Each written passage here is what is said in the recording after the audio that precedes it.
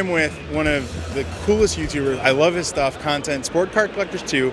Ryan, your stuff's amazing. I love everything you put out. I haven't watched it all, but I've watched a lot of it. Talk to me about the hobby and kind of what got you into it. Yeah, I've been in it a long time. I got into it originally back in like high school, like that's or middle, like I guess it was probably 14 or 15. So when's that? Junior high, early high school. Got access to like the internet, phone, right back in the day, and there's a lot of like online trading on forums, like Sports Card Forum, Beckett Forum back in the day. So I had early, access to cards when I was really, really young, like Pokemon, Yu-Gi-Oh, stuff like that.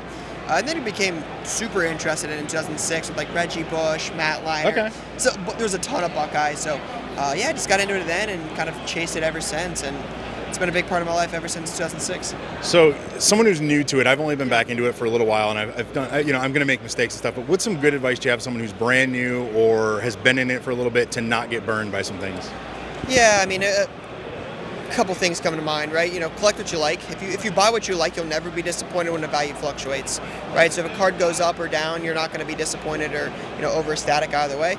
If it's too good to be true, probably is. That's a good way to look at things. I mean, you see a lot of people on like social media, like Facebook, Instagram, Twitter, like, hey, should I buy this deal? It sounds like a really good deal, but it's a scam or something like that. Anytime you're paying with anything online, just pay with something that, no matter how good of a deal it may be, again, just something that you can be covered by, Venmo goods, PayPal goods, stuff like that.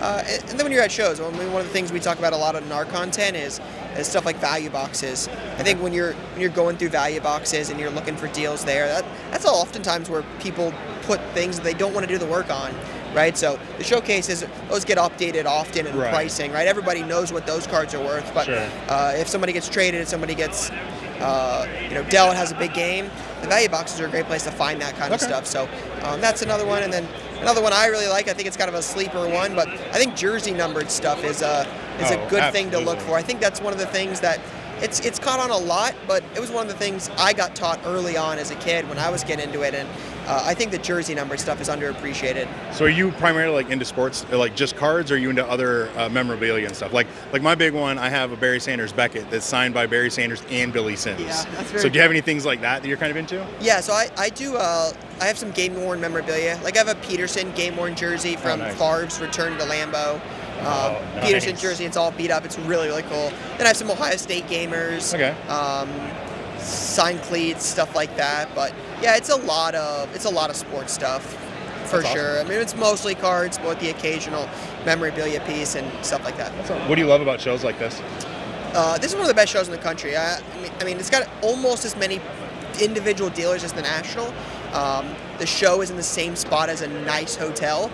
It's run by good people, and this has a lot of the premier vendors. Like, I mean, we've only missed a couple of these since November of 2020. It is, if there's a show I can get to, this is definitely on the list of probably the top 3 I wouldn't miss if I didn't have to.